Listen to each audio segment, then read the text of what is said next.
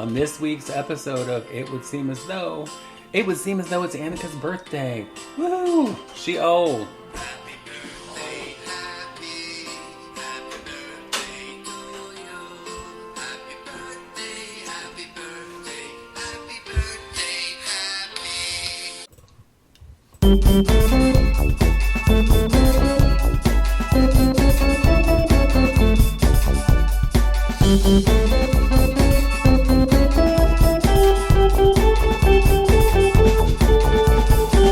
It would seem as though. It would seem as though it is Annika's birthday. Oh my god. I know, because she's old. Accurate. So I know. accurate. I know. Born in 1989. How dare you? She was born in the last century. It sure was. Your birthday starts with 19? Yeah, that's... I know. Yeah. Oh, God. When I'm talking to people at work, because they're all children, I will say things like, oh, do you remember? And I'm like, oh, of course you don't. Like, a song came on yesterday, and I was like, oh, I said it over the headset to everyone, do you remember this song? And then I said, just kidding, none of you do. And I looked at someone my age, and I said, do you remember this song? And she said, of course, I'm singing it right now. And I said, of course I do. Right. I Makes sense. But you know, the funny thing about that is my children would. Mm-hmm. Because one day we were watching some stupid TikTok where it's like, how will you know any of these 80s songs or 90s songs or whatever the fuck it was, you know? And the person playing was like, oh, I don't know any of them. And it was like, girls just want to have fun. And like, how do you not know that? So something by Hit Me With Your Best Shot by Patten-Dunn. Really? Silly to me. And of course my children knew every single one. Yeah. They're like, yeah, of course. Well, I think that's an important thing for a generation is to learn about past generations, right? Like, that was one of my things. I remember being younger and asking you to give me, like, movies to watch. You gave me, like, a bag of DVDs and VHS to watch. And they ran the gamut of what they were, but I wanted to know more. Pop culture used to be my first language, so I really wanted to know more. And so when people are like, I don't know, it's from the 80s or the 90s, and I was born in 2010. I'm like, what? Stupid. How does that make sense? Well, do better. My son was born in 2010, and my daughter was born in 2008.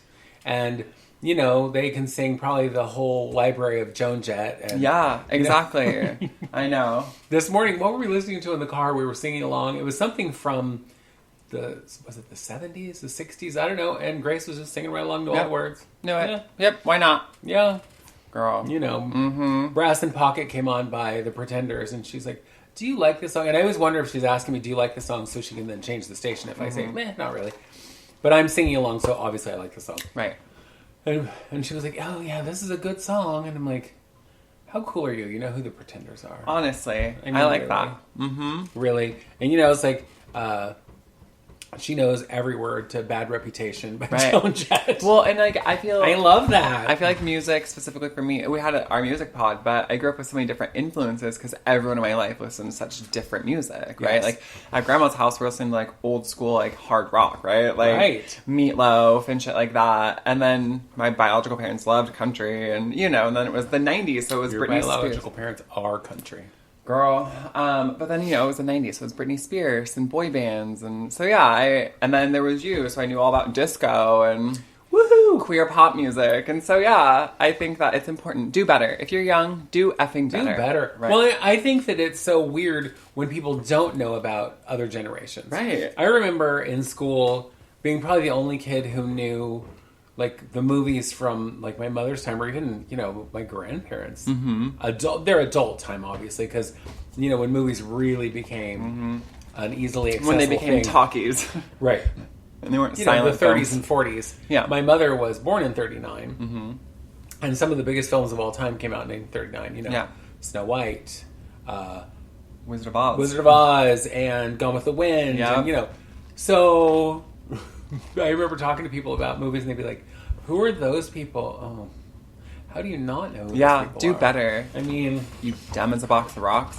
And I think if you're a young kid, and you just are oblivious to the older stuff, that's fine. But at some point, I think you have to take some kind of interest. Initiative. Which makes me remember this story. So one time, T and I had just started dating. And we went over to this friend... of his, to his house. It was actually his parents' house, because he was a grown man and still lived at home with his parents. whatever, Like, no you know, judgment. right. But I'm standing there, and there's this whole wall of photographs, and I was like, I looked at one that I thought, well, that has to be his dad because it looked just like him, and I was like, who are these people? And he goes, I don't know. I'm sorry, what? You don't know? There's a wall of photographs in your parents' house where you've lived since you were born, and you didn't ever even care enough to say, who are these people on the wall? That is weird to me. Agreed. How self-centered are you that you just can't? I was like, it's just stuff. I don't know who these people are. I don't get it. Me either. I mean, if it was some random painting. Sure. But these are photographs of your family. Yeah. That doesn't make any kind of sense to me. No, that's dumb. Of course, I'm the weirdo. I know I'm a weirdo, and I fully accept that. I'm a weirdo who loves looking at photographs even if I don't know anybody in them. Yeah. Like if somebody comes in, like, oh, I want to show you the pictures of my family. Okay. Yeah, show cool. me. Show me. I mean, and as long as there's something that goes with it, you have to tell me a little story, something. What was happening? So make it interesting. Yep. Like one of my friends, when she went to Europe, and I know I showed you the pictures, she took pictures from these crypts where the top of what I'm going to say the casket, but it's actually entombed in stone. But the entire top is a statue lying down of the person in the thing, and I'm like, I love that. That's amazing. That's really fucking I mean, cool. first of all, obviously rich people, Right. I mean, to have a marble likeness of yourself in full size on top of your full body, not just your face. On top of it, I was like, ooh, these folks had some money. Uh-huh. Yeah. Because back then you had to do all that shit, but there was no laser. Because we would do ours in plaster cast or something, maybe cement. Crayon. Make sure we don't move, But we would just pour cement over our dead body and be like, there we are. What's that lump of concrete? Oh, that's Annika. She wanted to be cremated, but then she wanted to make sure her ashes didn't go anywhere. So we just covered her in concrete. There she is. There she is, a little lump of cement. So cute. Since it is your birthday week, Yeah. I thought it would be fun. Okay. I looked at this website of songs on your birthday. Okay, yeah. Okay.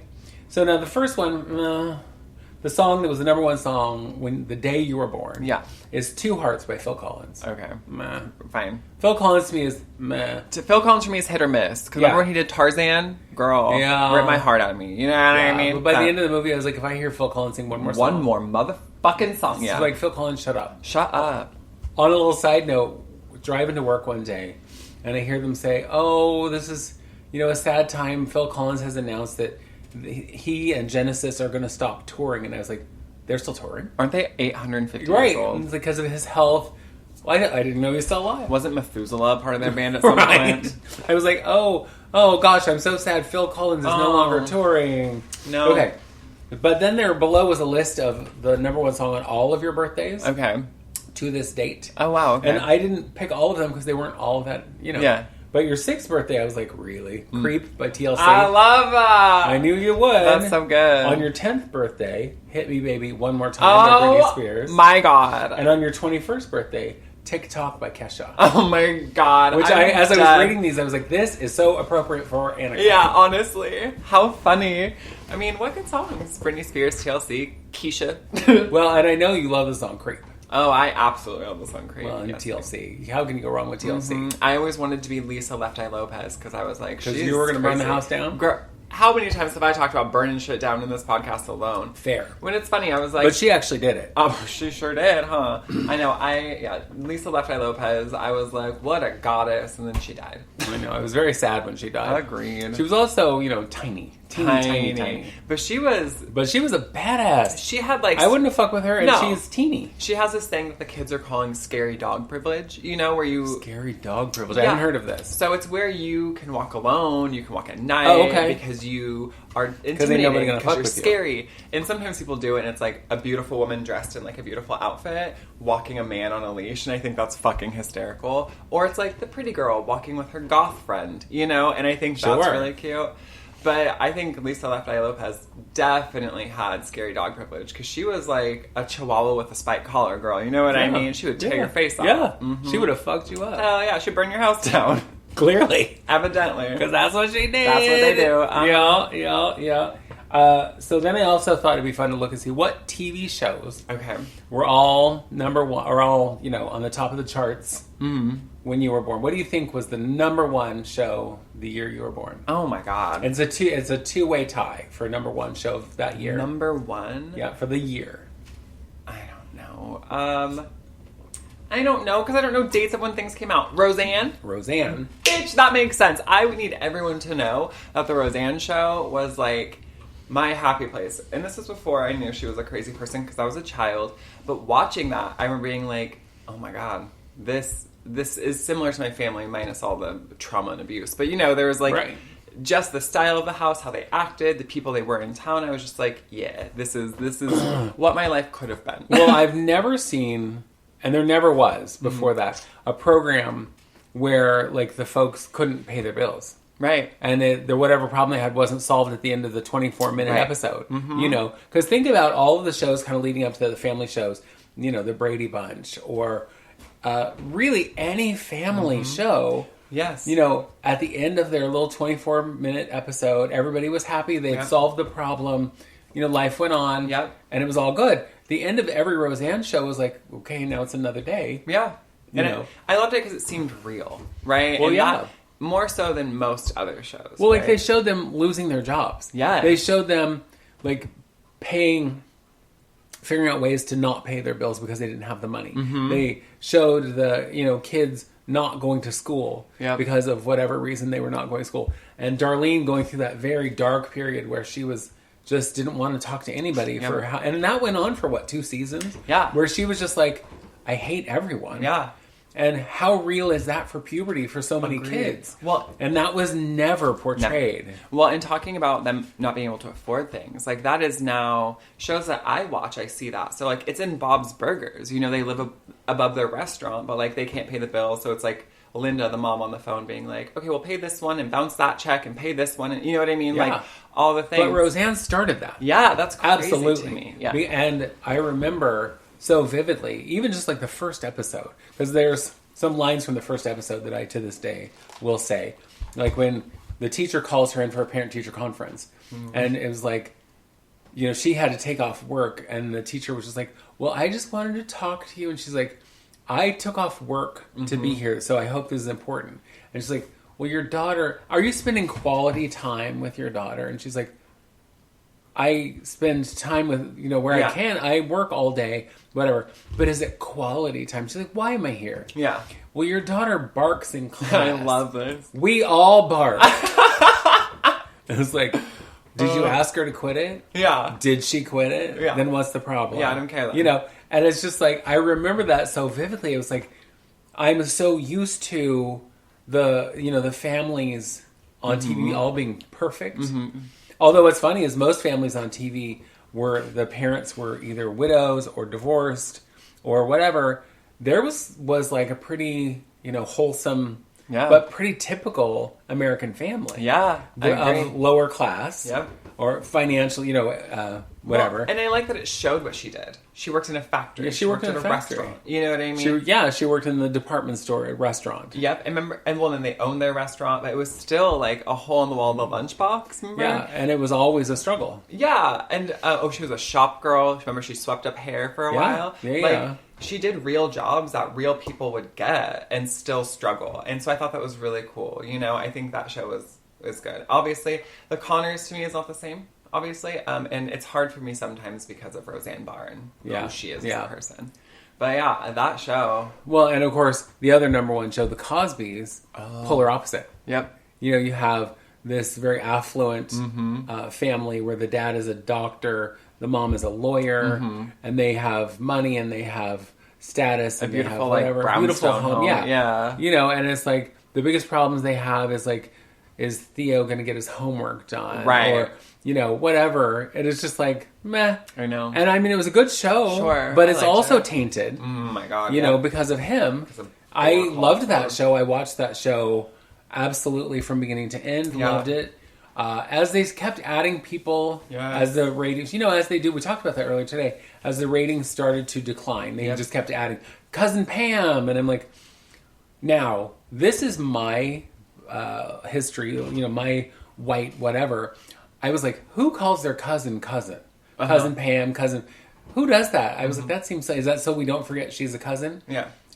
I have since found out that that's actually kind of common in some cultures. Yeah. And in black culture, I've actually seen it happen where black families will be like, oh, this is Cousin Bob, and this is cousin... Oh. Well, and so that is a thing. It happens a lot, too, in indigenous cultures, because everyone calls each other, like, yes, uncle, auntie, grandma, grandpa. Or, like, there's also a thing that a lot of white people don't understand of, like, brother cousin or sister cousin. Yes. Which I would consider some of my cousins growing up were, like, brother cousin, sister cousin, because we lived together. We went to school. We did everything together.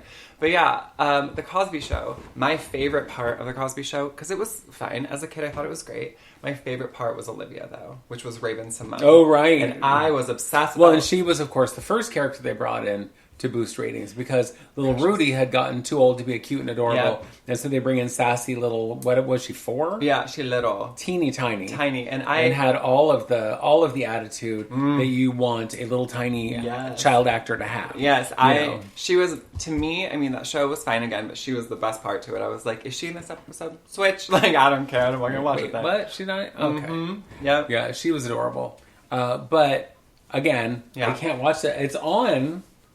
You know, you can still find it on channels all the time, but it's like, I just can't. I can't look at him. I know. That's knowing all the shit he did. And I grew up loving him. Because he was such, a very famous comedian, like stand-up comedian. And like before he was ever, known really for acting. Yeah. And then he did some TV shows, but then, of course, nothing compared to The Cosby Show. Right. But okay. So the number 3 show was Cheers. Okay. Which, meh. I mean, it was on forever. Which, I do love the concept of going to a place where everyone knows your name, and it's like a second home. Yeah. But I also don't care. It's set in a bar. I don't give a shit. Right. But the number 4, 1, 2, 3, 4, yes. A Different World. Which, of course, was a spin-off of Cosby. Okay. Which was the show they gave Lisa Bonet when she wanted to leave the show. They gave her own show, which was A Different World. And then, of course, she became problematic because she got pregnant. Oh, hate that. Yeah, well, she married Lenny Kravitz. Like you do. Well, who wouldn't? Have you seen Lenny Kravitz? Yes, ma'am. I'm sorry, but even today, it's like he's still beautiful. Still so beautiful, yes. And then that child they produced, oh my God, she's gorgeous. Yeah, stunning. She's stunning. Stunning. She's stunning. Yeah. So... They then booted her out of her own show. Okay. Because, she's pregnant. What was interesting is she did a movie. It was the last year she was on The Cosby Show, I think. She did a movie. Well, she actually ended up coming back to The Cosby Show. But she did a movie that was rated X. Really? Or was it NC-17?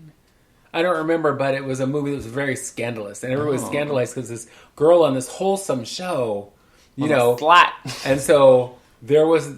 When they do their bows at the end of the show, when all that was going on, every single person in the cast came out with a T-shirt with a big X on it, and she came out with one that said, I think it was G or PG or something. It was just hilarious, but it was like their way of supporting her, which I thought was really sweet. How cute! This show, which was like, it's probably still on in its 100th season, which was America's Funniest Home Videos. Okay, yeah, well. Which, I mean, here's the thing.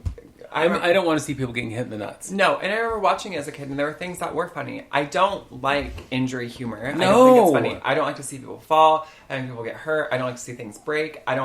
Makes me want to die. But, I mean, there are videos that are cute animal videos, whatever, that are funny. I loved it, but why does it still need to be on? Is that what YouTube is? Yeah. What TikTok is? Right, TikTok and Vine back in the day. Was, like the little... 10-second clips or 20-second clips. That's fine. Yeah, that's fine. But I still don't want to see it. I don't want to see people falling. No.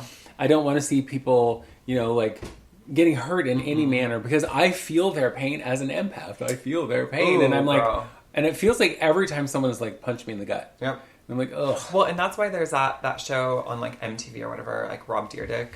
And he is, like, a skater. But he had his own show where he just showed fail videos constantly. And people loved it. And I said, this is... so fucking painful to watch. Like, I don't know how you enjoy this. To me, it's tragic.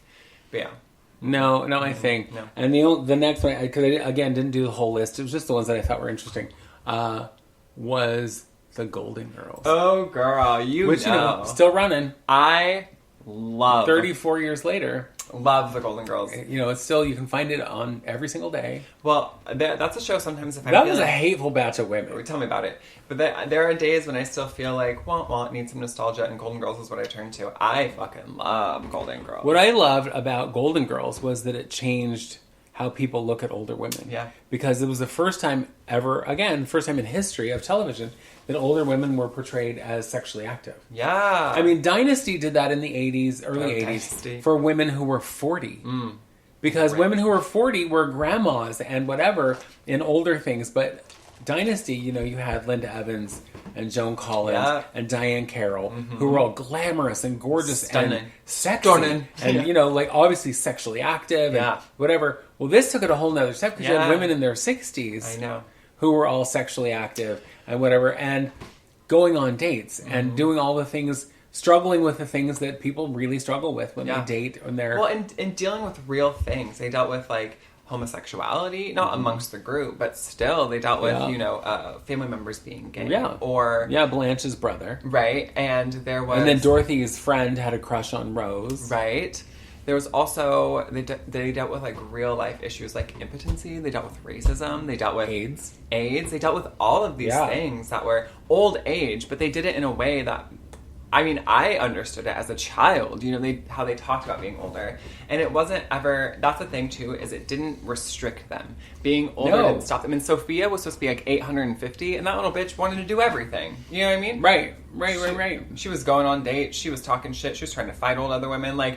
I know. So growing up, I was like, I'm this one. But I feel like genuinely, I'm just like all of them together. Well, and that's kind of it, too. Because there have been days where I'm like, I'm absolutely the Blanche, the horror kind of character. Oh. But also so much of Dorothy. That sardonic, like, dry, like, ugh, you're all so stupid kind of character. And there are certainly days where I've been Rose where I just feel dumb as shit because I'm like, oh wow, I'm a little ditzy today. Ditzy but happy. Ditzy but happy. Yeah. You know. So, and then Sophia, who had no filter. No. And girl, that's us every day. Isn't it just? It's like, oh God. Yep. But that show really, again, changed the world. Yep. And it's so funny to think this silly little sitcom with these four old ladies moved it. Yeah. Yep. You know, and it is always interesting to me when television actually, when something changes how we view the world. You know, especially in something that is so innocuous like a sitcom. Yeah. You know. Well, and that's why, you know, so still in school, it's my senior year, so study.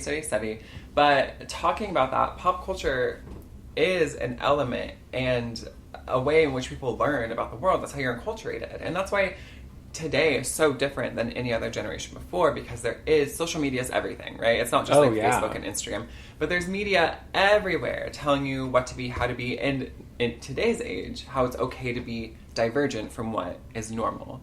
And I think that's gonna maybe lead us into our topic today, you know, because today we get to see things where there are queer leads and effeminate men and butch women and all of the things that before was very taboo, you know, and very hush-hush when we talk about it. And also, a lot of it felt very, like, niche or very fetish. It's like, oh, I specifically like butch women or whatever. Yeah. It was like, and so that was like this little niche that people fell into. Whereas it's like, people now, I think, are much more fluid. Yeah, agreed. You know, there's like, I don't have to, if I one day am this strong, whatever kind of woman, that doesn't mean the next day I can't be something entirely different. Yes. And that's my prerogative. Agreed. Thank you, Bobby Brown. Thank you, Bobby. Bobby Brown as in Bobby. Whitney Houston. Oh, Bobby. I'm By the way, your 9th birthday was I Will Always Love You by Whitney Houston. Of course it was. Yeah. I love that. Woo, pull that right out. I'm taking a class right now. One of my 2 classes is Men and Masculinity, and it's from like the sociological perspective. And one of my degrees is Women and Gender Studies, so I'm now on the other side of it. But in all honesty, I can take what I've learned about women and gender and reverse it, and it's about men. Right. But in this class, you learn about how traditional masculinity and how it hasn't changed a whole bunch. There hasn't been like a masculinity movement or like there has been like a feminism movement because men have controlled everything. And we've always just thought this was like the standard of men. But the conversation in class is often like, is this good for men? Is it healthy for men? Like, is hegemonic, like traditional masculinity actually just toxic? And yes, it is, right? Well, yeah. And so I think in today's age of media and film and music, there are, you know, even like Little White Boy, which I was like rolled my eyes at this, like Harry Styles wearing a dress on stage, right? And everyone was like, right? And then there's whole shows that have... Well, because he first did it on the cover of, wasn't it GQ? Something, I can't remember. I think, and everybody was all... Well, it was funny because there was kind of three camps. There were the people who were horrified because this man who claims to be straight was wearing a dress, and straight men don't wear dresses, how dare he?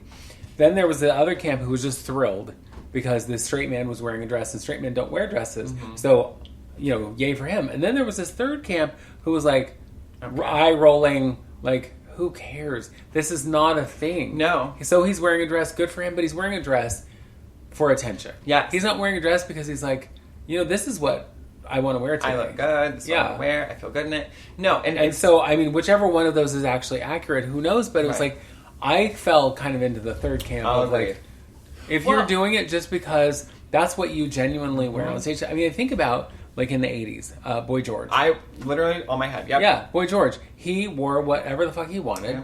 Dresses, makeup, long hair. Yeah. But it wasn't all, I mean, he wore what would be, I mean, considered boy clothes, although that's such a dumb term anymore. We can just say masculine and feminine clothing. But even still, nothing he wore was masculine. No. He wore very soft, kind of flowy, but he wore pants, and he wore, but he also just wore whatever the fuck he wanted. Yeah. And it was like, that was just, it never felt, to me, anyway, I can't speak for anyone else, it never felt put on. No. Well, and at that same time that Harry Styles was wearing this, the show Pose, which you know I will always tell everyone to watch, had a full cast of trans women of color, but also Billy Porter, who was Pray Tell on the show. But in so many red carpets that he's been to, he's been wearing dresses and frocks and beautiful sequined, glittery... Yeah. The first one I remember seeing was the one that looked... The top was like tuxedo-like, and it was a full ball gown. Right. Like, oh my God. And so I was like, that is spectacular. Everyone's like, oh my God. Everyone, that one camp, Harry Styles, oh my God, you're breaking gender norms. I'm like, bitch, what? That's been a thing. Well, yeah, yawn. Yeah, because he's a little straight white boy. Now it's like, fine. Well, and that's just exactly it. I mean, and it's all of those things. Straight, white boy. Because were he anybody in the queer community who's been doing it forever, people would be like, oh, but they're so sick. That's not a thing. That's wrong. Yeah, it's weird to me. But anyway, so... It is my birthday, but we're not talking about my birthday anymore. We're going to talk We're not? We're done talking about your birthday? I mean, what else do you want to talk about my birthday? What's your favorite birthday memory of me? I don't know if you have any. I don't know if well, your birthday's not very memorable. Because, Agreed. No. Except I was just getting ready to start beauty school when you were born. Yeah. And I just remember, like... when you would come to the beauty school, little teeny tiny you running around the school, and everybody, of course, was like, "Oh my gosh, she's so cute!" And I had like want to carry you around. It's like I don't think they ever realized that you were one solid chunk of baby that they could barely pick up. People were like, "Oh, she's very heavy." Yeah, girl. Yeah, she was almost 11 pounds at birth. So right at a year old, what do you think? I know. Well, and I had like. Such like light blonde hair that was so curly and big old green eyes. Yeah, and it's so cute because I have like vague memories of like mostly because of conversation, but about that going to the beauty school when I was little. But that's really cute to me. I think one of my favorite memories, which was not one of yours, is more traumatic for you, was when we took you to. You're gonna say this. Well, yeah, we took you to an ice cream place for your birthday, and it was one of those ones where they sing to you. Oof. And they wanted you to stand up on the bench of the booth. And you were like, nope. And started crying and wanted to crawl under the table. Yeah. And it was like, never mind. Cut the track. Go away. Yeah. Because I was like, okay, well, lesson learned. Yeah. Because I thought as as just as kind of bubbly and outgoing and everything as you were, that it would be something that you would enjoy. And I did not realize that you were horrified and wanted to die. Even though I still felt like I was outgoing, I was still painfully shy. Yes. And so a bunch of adults looking at me singing, I was like, I don't know any of you. I'm going to melt. But yeah, I remember that weeping, hating everybody. Yeah. Well, and so since then, like whenever we've gone like to Red Robin or something on your birthday, it's like, don't anybody tell them it's her birthday. Because if they come over and sing, although on your one birthday where we went to La Serenita and they came over and the band just stood at the end of the table and played, but they didn't sing to you and they didn't like single you out. No, it was like less, Yeah, it was less traumatic for me, my trauma. And I'm going to share with you, although this is about your birthday and not mine, there was one birthday where I went with Maria Council. Yep. Because our birthdays are a day apart. Okay. 2 years and a day. Maria. But we went to, what was it called? Rhinelander. Okay. Which isn't there anymore. But these two waiters got down on their knees, held our hand, each held our hands and sang in our faces, and I wanted to die. Nope. Because if you just stood above me and sang happy birthday, fine. But the fact that he held it was like looking in my eyes and trying to, and everybody's watching and loving it and clapping and laughing and whatever, and I'm like, please get it over with. Or just cover his eyes. Right. Can I just put a bag over your head or something? Because looking right at you is making me want to die just a little bit. Too much. I'm used to being the one who's like watched on stage and stuff. I'm not used to the one who's like put on the spot. Yeah, I don't like that. I don't like that. The only other birthday that I think is like super memorable, because I don't know what we did on my birthday. Sometimes it's hard to remember. But my 21st birthday, because I went to this little bumfuck town with like my biological mom, my stepdad, cousins, friends of the family, whatever. And it was it was called like Lorna's Bar or Lorna's Ghost or something. It was supposed to be haunted. But I, under 21, had a little experience of drinking alcohol because I lived in San Francisco, and so I never knew that. Right? Oh my god! Trigger warning. But I was like, oh, this is fine. I drink a lot. Well, I hadn't. Oh, I remember that. And my stepdad was like, "What do you want, sweetheart?" And just kept. I said, "I don't know. You pick." So he bought me a Long Island iced tea. And I didn't know that Long Island iced teas are just nothing but booze. Right, with a little touch of flavoring. And I was like, ooh, this is delicious. And then another one. And they just kept coming because I didn't know better. And then the bar gave me a birthday drink and everyone's trying to buy it. And so my god, how did you not die of alcohol poisoning? Well, that's because I vomited on the bar. Thank you very much for my bleh. Honestly, I had so much to drink that I was dying. And I remember vomiting in the bar and being rushed to the bathroom, and no one from my party is with me. I'm by myself in a stall, the door's open, and I'm like heaving, and these two women that I don't know, like take their hair to the ponytails, like tie my hair back, like make sure I'm okay, wipe my face. Women I don't have any. That's what your girlfriends are supposed to do. They're supposed to hold your hair while you puke. Girl, let me tell you what. But I was like, women supporting women.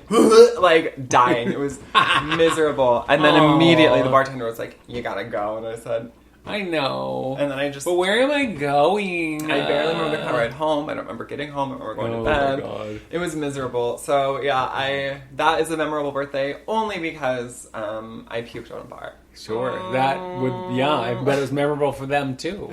They said I mean, not that people don't throw up in bars all the time, because they do. Mm-hmm. But not usually on the bar. Yeah. Well, I just didn't know it was coming.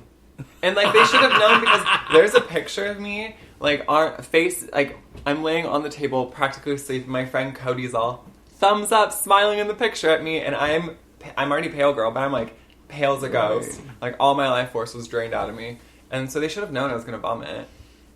It's their fault. Yeah. It's all their fault. Yeah. It was my birthday. They need to take care of me. Wow. Yeah, it's not my fault I drank. No, that is true. You have no personal responsibility in the amount of alcohol you consume. I have no self-control. Yeah, well. Well, that was almost 13 fucking years ago, so... Yeah. That was a long time ago. That was a long time ago. And, you've learned a few things since then. Now I don't drink. I was saying, now you don't drink. Literally at all. Yeah, I can't. I don't... The thought of it makes... I'll take, like... Sometimes someone will have a drink and it'll be all... Little sip, and I'm like, ugh, I don't like it. Oh, I don't like it. It's icky. It's gross to me. I have a very weird relationship with alcohol, but every once in a while. Well, first of all, working in a bar as many years as I did, whenever you tell someone I don't drink, they assume you're an alcoholic. Mm-hmm. Oh, good Lord. So anyway, I don't even know where we were. Just not drinking. Not drinking. Oh, the not drinking. Yeah. So because I don't drink, and it's not that I'm an alcoholic, I'm not. And it's not that I have some moral whatever against drinking, I do not. Nope. It just never really settled with me. My body doesn't like it. So I drink and I get sick. Well, it's actual poison. So. Yeah. And so every once in a while, somebody will be drinking something that I'm like, oh my God, that looks so yummy. I want to try that. And then I'll try it and I'm like, what? Yep. It's just like champagne to me always looks like it should be amazing. Just the bubbles and the color and the whatever. And then I take a sip and I'm like, yuck. Why does anybody drink this? I know. The only drink that, and I can't, but like anything that is like smooth and creamy and doesn't taste at all like alcohol. But then I still get sick because it's the same alcohol. Same thing. You're still, it's like, girl, it's like you put arsenic in a Coke and you're all, this Coke is good, but there's, oh no, it made me sick, bitch, because there's poison in it. So my 21st birthday, I was the designated driver, which was fucked up because I went out with my friends and my then boyfriend, who ended up disappearing halfway through the night, running around with some other friend. And I'm like, what the? Why am I alone now? It's over. And then on my 22nd birthday, one of my friends was like, since you didn't do your 21st birthday right, we're going to take you out and blah, blah, blah. And I was like, okay, fine. Yeah. Ugh. I wanted to die. Yeah. I went to this bar, this specifically gay bar. It's like where it was mostly male clientele. And the bartender clearly did not like the women's. But anyway, so the bartender, I asked him, because my friend's like, what do you want to drink? And one of my friends had gotten me into drinking tequila shots. And so I was like, I would like a tequila shot. I'd like a small glass of tequila. A small glass of tequila, but I want it with, most people do them with like beer backs. And I was like, I would drink it with like soda water or something else on the side. Because I'm like, I just want to then drink something that's like refreshing and whatever. Not beer. And I don't like beer. Beer's gross. And I swear to God, he looks at me like, oh, right, like you're going to be drinking tequila shots. Oh, this woman, what a shit. And pours me basically like a double shot. And like pushes it across the bar at me like, okay, go ahead. Try it. And I could see that look in his face and I was all, oh, okay. So I took that shot, downed it like it was, Kool-Aid. Didn't even make that look, because my inside I wanted to be going, ah! But I didn't even make a face. I was like, thank you, I'll have another. And the rest of the night, he was like, okay. What you want, girl? I drank way too many of them and barfed my guts up and wanted to die. Yeah. The next day I was praying for death. Yeah. So, dear sweet Jesus, take me so home. I kind of I didn't throw up in the bar. Lucky you. I threw up at home. Yeah. But I still threw up. I also have gotten sick off tequila, and it was at the Alibi. Oh, and I can't even look at tequila anymore. No. Ooh. I used to really like tequila, and then I went to the Alibi one time, and my friend Aaron was buying like Grand Patron shots, which were like $50 fucking a shot. That's stupid. And so I had some of that, but then I had just like tequila, right? And then I was like, well, I gotta go. And I'm outside, hold on to a dumpster, like weaving back and forth, just like vomiting. Again, alone. I don't know why everyone just leaves me alone. Like, I'm dying. Someone could be here. Oh, and then I'm like sitting at the picnic table outside with my friend and a girl, and they're flirting. A boy, my boyfriend Ashton, and my girlfriend Kylie, and they're all flirting, and both of them are holding my hands, and I'm face down at this picnic table, and I'm all, either date or don't, but shut the fuck up. Like, I'm gonna vomit again. Like, I'm dying. Like, can you just keep it in your pants for like 1 second? Can it be about me right now? I know. Disrespectful. Yes. Yeah. You know. I do know. Yeah, anyway, it's my birthday. Well, today's what? Tuesday? My birthday's in 6 days. Yes, but Monday. we're getting it early. Monday the 30th. Mm-hmm. God. One of the high holy days of the year. The it sure of January. is, right? Thank you so much. Yeah, my little precious angel baby. That's me. Fallen First angel. of all, you were by far the second cutest baby ever to be born. You stupid bitch. I was the absolute 100% cutest baby to ever How about exist. this? You were the cutest baby that I ever remember being born. How's Yeah, that? okay, I love that. That's better. I don't remember me being born. But you, honest to God, had like the biggest, these just green eyes, but they were huge.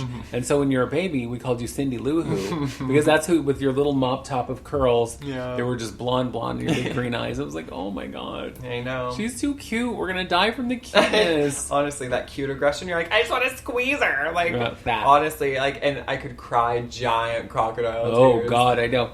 What was funny to me, and I know I talked to you a little bit about this, and we've probably talked about it on the pod before. One of the things that was so funny to me of you as a child was just, if you didn't want to do something, you were not gonna do it. There was nothing we could say or do to make you do it. And it was like, but you're gonna be grounded, or you're gonna be whatever, and you'd be like, you could see you weighing it in your little mind. Oh, is it worth it? Absolutely. Not doing it. Yep. I love that level of commitment. If you didn't want to do it, you were not doing it. Yep. And I do remember, because I used to say this about myself, is weighing the options of whether I was going to get in trouble and whether it was going to be worth it, like you just said, for me to do it or not do it, whatever it was. But I was always like, you want me to do what? And then be all, no. Or if it was going to be like severe trouble, like obviously I would do something. But I was not... No, I was like shy, and I was stubborn, and I was scared of everything. So I was just like, most things I didn't want to do. Right. And trying to ask me to do it, that's futile, girl. Resistance is futile. Resistance is futile. Yes. Honestly. Well, it was like, I remember, like when you were in school, and if there were like PE class, you were like, oh no, I'm not dressing down. No, that's humiliating. No, I'm not doing that. And I remember thinking, God, I wish that I had that much chutzpah when I was that age to just go, no, this is stupid and degrading. Why should I take off my clothes in front of other people? That's gross. Yep. I don't know these people. Well, and already, if you're part of a marginalized group where you're being made fun of anyway, no thanks. I was already targeted, and so I already felt like, one, I'm already targeted, so if I have to dress down or do these things that are going to make me feel uncomfortable, it's not going to make me stronger in this situation. If I'm already targeted, I'm just going to say, no, I'm not doing it. You know, like, if people are already going to be like, just do it, or you have to, then no, I'm not. Because if you're all already going to look at me and I have a target on my fucking forehead, I'm going to do it, you're going to look at me from not doing what you want me to do. Right. You know what I mean? Opposed to being like, okay, well, I'll dress down. No. Well, and at that age, there's probably a very few people, but who's happy with their body enough that it's to be strutting around in some locker room naked in front of people, especially the people who've made your life hell. Right. And I remember freshman PE, we had to dress down. I never did. But there was always, the football players or the seniors in there and shit. And I'm like 14 and again, like shy and afraid of everyone and bullied. And so I remember being like, I don't even want to go in that room. Like, can I go change in like the single person bathroom elsewhere or go home? You know what I mean? Those are my options because I don't want to participate in this bullshit. Yeah. Mm-hmm. That was very much me. Not a lot has changed. No. You want me to do what? I'm not doing it. Yes, except now you don't even. You're just like, no, I don't care. I'm a grown up. Yeah. I don't have to. I do what I want, not what you tell me. Right. So there's that. Well, I did learn the phrase "I do what I want" from you. So, and I now say it all the time. It's like I do what I want. Yeah. Who's gonna tell me no? And try it. Right. And make me do it more. But yeah. So I think that we were going to talk about toxic masculinity. We sure are. We're going to. We've now talked about you for 20 minutes. I'm throwing myself in there a little bit. That's okay. Oh, weird. Just I know. throw yourself in a I gotta make it about me. It's going to be about me. Of course. Although, while we're talking about you for another minute here, I do want to tell you that I was talking with someone the other day, and now, honestly, I'm trying to remember who it was, but we were talking about the pod and they were like, I didn't realize that y'all are so smart. And they're like, but Annika is ridiculously smart. Oh my God, and I was thank like, you. Yes, I know. And I generally don't feel nearly as smart next to her. I was like, but yes, she is. And that's the one thing I've bragged on of your whole life is like that you're this fucking genius who, you know, in school was all straight A's, top of your class. Yeah. At one point, highest GPA in your whole school. Yeah. So, yeah, she's a smarty pants. A little bit. I try real hard. Well, so when you come, you know, over and say, I got, you know, straight A's in my classes, I'm like, duh. Okay, great. Tell me something I don't know. I'm like, what? You didn't get an A plus, you loser? I know. You only got a 98 out of 100? Honestly, let me tell you something. It is... I mean, part of that is because of, like, conditioning, being like, you have to get straight A's. You've done it once, you can do it again for the rest of forever. And so it's like, now I feel like I can't be average in that. And it does stress me out. If my grades start to go below, like, close to a B, I'm like, people are like, it's a fucking B, dude. I'm failing! And I feel like I've lost. I will tell you. In my college career, I'm, you know, a senior. I have, like, 9 classes left. I graduate in October. This is my 3rd year. I did get a B. I got a B last semester. I got an 89.6 fucking %, which is irritating as shit to me. But it was in like my 4th American Sign Language class. So it's not like an easy class to take. But well, it's still a B. Right. And I was like, it's fine. It's fine, you know? My GPA was a 4.3, so now it's dropped closer to just a 4 point. So. Oh, no. People are always like, how do you have above a 4 point? And it's because... Well, and I learned... Because I wondered that... Because in high school, the highest you can get is 4 point, period. Yeah, and depending where you go. Because they have weighted and unweighted. Well, right? they do now. Now, yeah. But when I was in school, you know... But 4 point. You know, back when they had to kind of chisel the grades on when the alphabet was wall. just invented. Yeah. Mm-hmm, I remember that. You had to do everything on an abacus. Yeah. That's math. But yes, you're right. But I... math wasn't invented yet when I started school. Barely letters. So they were all, what are numbers? I'm sorry, I don't know what this thing is. Yeah. Well, now because it's college, because in a number of classes I have got over 100%. People are like, how do you do that? It's because I did perfect, and then I still did the extra credit. And people are like, really? Yes, girl, really. So I had a 4.3 GPA this entire time, and now it's closer to a 4 point. God. Wham! How embarrassing. I know, Only sad. A 4 point. I have never, in the history of my life, anywhere. The closest I ever had was high school, my senior year, because I actually had inspiration to go to school. Because I had a boyfriend. Okay, yeah. But I was on the honor roll for the entire year, and it was the first time I ever was. Yeah. But it's because I went to school every day. Yeah, that's also the only year I didn't miss any school. Weird. I know. You know what? I missed my entire senior year. My junior year, I missed 57 days of school.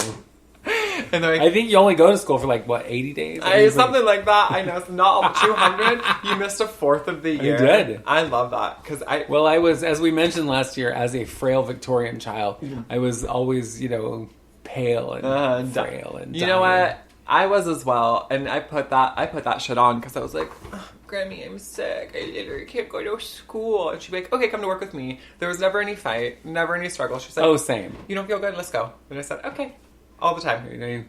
I'm pretty sure I stubbed an eyelash this morning while I was getting ready. My hair doesn't look right. I mean, I'm sick. I know. My shirt won't button today. So it looks like I can't go. Yeah. Oh. My shirt's sick today. I don't have any clean underwear. I can't go to school. That would have been a real thing, though. It was like, honestly, though. Living in a giant family that, my mother did laundry, I think, every other week. Wow. At the laundromat. Oh, wow, yeah. Yeah. Ugh. Laundromat. Terrible. Terrible. Tuh. I know. Anyway, back to masculinity. Well, and one of the things you said while we were on our little momentary break, as my mother is walking back and forth through the room, right, about the tenets kind of masculinity. Yeah. That are all things. Go ahead and read that, but it's all things that if women have the same things. So the toxic masculinity, and it emphasizes the worst parts of stereotypical masculine attributes, right? So violence, dominance, emotional illiteracy, sexual entitlement, and hostility to femininity. All of those things are, like you said, kind of like the tenets to toxic masculinity. But what's funny is like when we think of a traditional Western man, not like country Western like John Wayne, but kind of. Western civilization. Right. That's also called like hegemonic, which just means it's like the idealized masculine, right? All of these things I just read are what consciously or subconsciously people push onto children as they grow to be like, men are dominant, men aren't emotional, men have this sexual desire and an entitlement to have sex. They can't show femininity. They can't, be soft or sensitive. They can't like certain things. But all of those are just traditional masculinity. Right. So reading this and under the guise of toxic masculinity, I'm like, so what I'm hearing is just traditional hegemonic masculinity has always been toxic. And if we think about the 1940s, 1950s, right, where the woman stayed home and the man went to work and she did literally everything else and he went to work.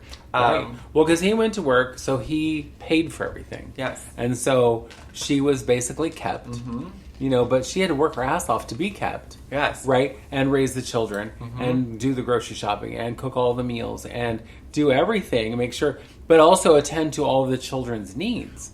And the fathers, and I'm not saying there weren't fathers out there who did tend to their children's needs or were good fathers. I'm not saying that at all. What I'm saying is they weren't expected to.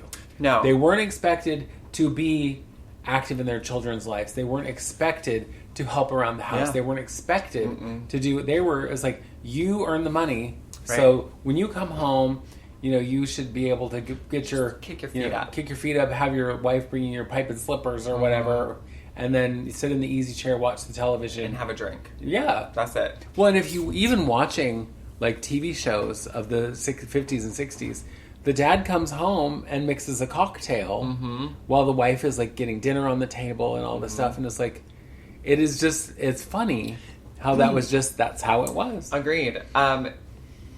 What's interesting too is that outside of the home, what women had to do was keep up appearances, right? Because, like we think about today, if there was domestic violence, if there was things that were happening, it was never talked about. You didn't bring that up. You didn't have those conversations.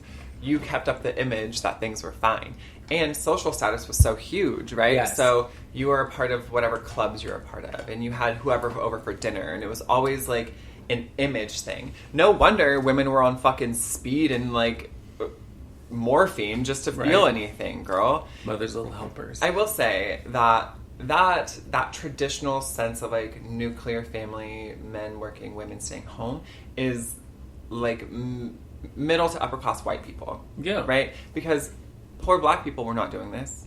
Indigenous people were not doing this. No. And queer families were being murdered. So, like, it isn't the same. Masculinity, yes, from culture to culture changes slightly, but this whole toxicity of it doesn't... It becomes more severe in some places, like the machismo of some Latin American countries. I was talking to a kid in class who grew up half in the United States and half in El Salvador, and said it's still very similar, but in El Salvador, it's hardcore. Like, the men work, the men are in charge, it's a patriarchy. You listen to brother, father, grandfather, whoever, husband, that's who you listen to. The men tell you what to do. Like, and so it's interesting to me now that we're in, again, this day and age where there is so much diversity and the push for inclusion. And you see more and more people break away from that, which is great. But there still are the one-off men, and maybe not one-off, because I think every Proud Boy, everyone part of the alt-right, every fucking Republican buys into this culture. Well, because you often hear them talking about the problem with today's culture is feminism. Yes. Is that women have ruined everything. Yep. That they say that they don't need men anymore. And so they are the problem. And it's like, you seem to have missed the point entirely. It's not that they don't want men, but they don't need them to survive. Right. Which is a healthy thing, which is a good thing. I remember the very first time I had an actual visual of kind of that, the father, the son, the whoever, all the men being the heads of the family or the whatever, head of all the women, I was at a restaurant and there was a huge group of Romani family. I mean, like, I would imagine it was probably 7 or 8 families. Okay. All the men and the older boys, like teen and up boys all sat at one table. Mm-hmm. And then the women sat at another table. And then the children, boys and girls who were under a certain age, but all the girls. Mm-hmm. And but they also, when they got in their cars, the men were in the front seat. Yep. Even so, like the father and the teenage boy and the mom and they were in the back. Mm-mm. And I was just like, what is this? And I had never seen it before because I grew up, in a town where diversity meant, there was blondes on this side and brunettes on that side. There was no diversity. No. And so I'd never seen families of different cultures at all. Yeah. And seeing this, I was just like, what is happening? Yeah. But the other thing that's kind of interesting to me is if a man is strong and outspoken, that's a good thing. And if a woman does it, she's a bitch. Mm-hmm. If a woman is driven, then she's a ball buster. Mm-hmm. But it's like, if a man does it, those are all the good things about, that's what a man should be. That's what a man's supposed to be. Yep. And I think this stuff, last week we were talking about bullying. Yeah. And boys will be boys and all that nonsense. It is that right there that turns boys into bullies. That whole, boys don't cry. Yep. Boys aren't emotional. Boys can't wear soft, pretty things. Boys can't, this is the path we've carved out for a boy. You do this or, you're in trouble. Right. And that's good. No wonder they're angry. Yeah. Well, and there's a lot that goes into it. It is reinforced from everybody, even if people don't mean to, by calling them my son, my boy, my strong boy, my beautiful girl, my sweet girl. Like, the terms we use even for baby children are still very gendered, even if you try not to. And thinking about it, I watched this video for class, and it was, they had children that were probably under 1. So, at certain ages, all babies look the effing same. Yeah. And so they dressed technically male-bodied babies into girls' clothes and girl-bodied babies into boy clothes. And they had an adult play with it, and they were supervised seeing which toys they were going to grab. So they thought, this was a little girl, so they grabbed the soft stuffed animal and the doll and the kitchen set. And then when it was a boy, they would grab, or think it was a boy, they'd grab like the Tonka truck and cars and the spaceman. And afterwards, the guy who did this experiment said, well, that child is actually a girl. And they were like, oh, well, I just, by how it was dressed, we just assumed. And I thought I was just going for toys that were near me. And I was like, see, people automatically do that. Right. But children don't give a shit as much as people do, as like adults. And so it makes me think, like growing, having 2 younger siblings being like, oh, I wasn't going to grab like just cars to play with Parker. First of all, I don't fucking like cars. I'm not going to play with them ever. Right. But I'm not just going to go and grab that or the robots or the action figures, right? And that's thinking about this household specifically, because even though there is some like traditional, like your husband goes and works. Yeah. Obviously you work as well, but you have the traditional sense of staying home. You make dinner most nights. You know what I mean? You take the kids to school, all of that. But still, they were never raised with the idea of like, you're a boy, you can't cry, you can't No. And what I love is there's a part in boyhood that is pushed upon boys where at some point around right before puberty, where boys need to distance themselves from their mother. And it happens in most families. So they're not soft, so they're not crybabies, so they're a mama's boy, whatever.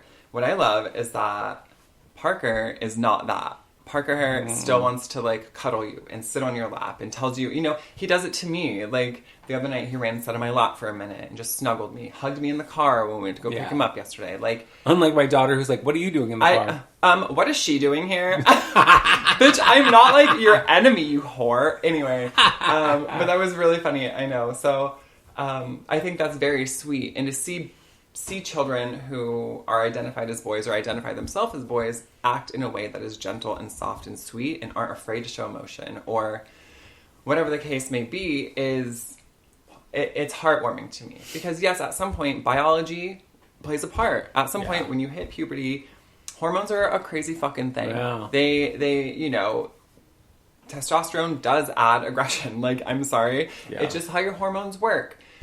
But a lot of it is just enculturation. Like the whole thing of, well, girls mature faster. I don't necessarily think that's true. I don't think that's a biological thing. I think it's because we've told girls to sit and be pretty and be quiet and listen. And we told boys, like, oh, well, boys will be boys. Well, it's that girls are expected to take care of. Yes. And nurture. So, I am going to share with you recently, because I've always referred to my children as my beautiful babies. I'm like, how are my beautiful babies this morning or whatever? So he said to me the other day, he goes, Mom, can you please not refer to me as beautiful? And I was like, sure. I said, it'll take me some time. Yeah. Because I've been doing it since you were born. Right. But, yeah. And he goes, I just would rather you refer to me as handsome. And I was like, okay. All right. I'll try. Well, but I get it. You know. Well, and here's the thing. That's like his decision. You weren't pushing absolutely. Handsome, strong, big boy on him. You know what I mean? You weren't pushing that shit on him. You were just saying beautiful babies that you would say to any baby. Yeah. And I think being very intentional with your wording allows a human being to decide what they want. You know? Exactly. Well, it's like when he told me he wanted to grow his hair long. And I was like, okay. And I said, I'm just going to tell you, however, that there are going to be a lot of people out there who just assume because you have long hair, you're a girl. And he said, yeah, I don't care. And I was like, okay, I just wanted you to have that knowledge up front because I don't want to be somewhere and have you be embarrassed or have you be upset. It happened all the time where people would go, your girls are so whatever. And Parker would just very calmly be like, I'm a boy. And the people would literally fall all over them. Oh my God, I'm so sorry. Like, saying he was a girl was the worst thing they could have possibly called him. Not like, oh my God, I think you're a serial killer. It's like, oh, I'm sorry I called you a girl. The ugliest smash-faced human I've ever seen. And every time he was like, I don't care. Yeah, who cares? I don't care. I just thought you should know. And then it got to a point where Grace would be like, he's a boy. She would get so irritated. But, whatever. I wanted to, we're like completely out of time, but I wanted to talk about one other thing, which was I was watching, I'm blanking on her name, Shelazon? Okay. Shelazon LaRue. Oh, yeah. Queen? Yeah. Yeah, drag queen. Talking Canadian. about... Indigenous, yes. Yeah, indigenous culture and how the culture of... the different spirits, feminine, masculine, and both, was such a tenet of their community until the white people came and were like, oh no, this is a man, this is a woman, there is no in between. Yeah. And she was saying how many indigenous cultures have lost that history because of the Christian culture being pushed off onto them. And so it's about kind of recovering that. You're going, this is who we were. This is who we always were. And we honored all of those spirits. We didn't just go, this is the template, and if you don't fit this, get out.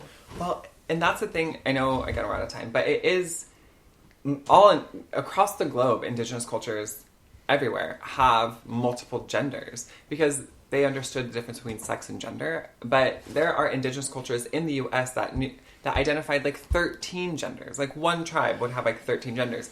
And a lot of it would be like we'd consider like a trans person now, but it would be like a man who identifies as a woman who identifies as a man, somebody who's both, somebody who's neither, and more. I don't know what they all were. But that's where like the two-spirit name is just the more umbrella term for it. Right. But that's why one reason I tell people, even if you're a little bit indigenous, reconnect, right? Like reconnect, learn the culture, learn the history, learn what happened, and like be an ally to it. Like do what you can to help restore what's been lost by colonialism and the church, because it really fucked everything up for cultures across the globe. But seeing Hawaii and mainland the U.S. is really, it's easy to identify because there's documentation of having two-spirit peoples who were revered, who were the medicine people, who were the holder of culture and the mouthpiece for creator, And so it is really important that people start to learn this. And I think more and more, there's more conversation, there's more traction. So, steer away from being a shithead and thinking that there's boys things and girls things and we need to do something to abide some fucking bullshit, gender bullshit. I know, because when some time ago when we were talking about clothing and one of the kids said something about boy clothes and girl clothes, and I said, do you know what makes something boy clothes or what makes something girl clothes? And they were like, no. And I go, if it's owned by a boy, it is boy clothes. Yep. If it is owned by a girl, it is girl clothes, and it is that simple. I don't care what it is. If it's a pink party dress, but it's owned by a boy clothes. I don't care. Yep. You know, and as you know, when he was young, Parker used to wear dresses and whatever. All the time. Didn't care. No, not at all. Would go to play dates with his friends and not even care that they would, and they did never say anything. And no one ever, and they didn't say anything. We never said anything. We're just like, cool, looks great. You know what I mean? But it was never just Maybe like, you shouldn't wear a dress if you're going to be like flipping upside down and, you know. Sure. Showing But your like, underpants. it was never like, oh, well, you don't wear that. It was always like, hey, your dress looks great today, boy. You know what I mean? Or whatever it was. It was never like, well, you need to go put on blue and green and some jeans or whatever. Like, it was never trying to Because then push an suddenly agenda. we're Southern, too. Right. You have to have an accent when you say, you got to be hillbilly. Blue and Blue green and green. and jeans. Anyway. Anyway. Happy birthday to me. Happy birthday to you. I would sing, but then I don't want to ruin your birthday. So, happy birthday to you, and we will talk to y'all next week. And as I say every week, if you enjoyed our podcast, like, share, subscribe, share with your friends, share with your enemies. We don't care. With your mama. But get yourself a podcasting app so you can listen to us every week. Download, and if you like it, it'll be, and subscribe. You'll get it every week automatically. Yes, ma'am. And then you can also send us any kind of emails that you like. And, you know, it's her birthday. You might want to send her gifts, I guess. Oh my God, send me gifts, send me money, girl. Bitch could always use some more coin. Always. And you would send those where, my darling? It would seem as though at Jamal.com. Jamal? At Jamal.com. Jamal. Oh, Jamal. Jamal. I haven't seen him in years. At Gmail, in case any of you didn't got that. Oh my God. I know. And on that note, we're out of here, and we will be talking to you next Wednesday.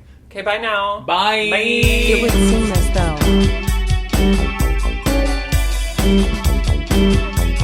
though.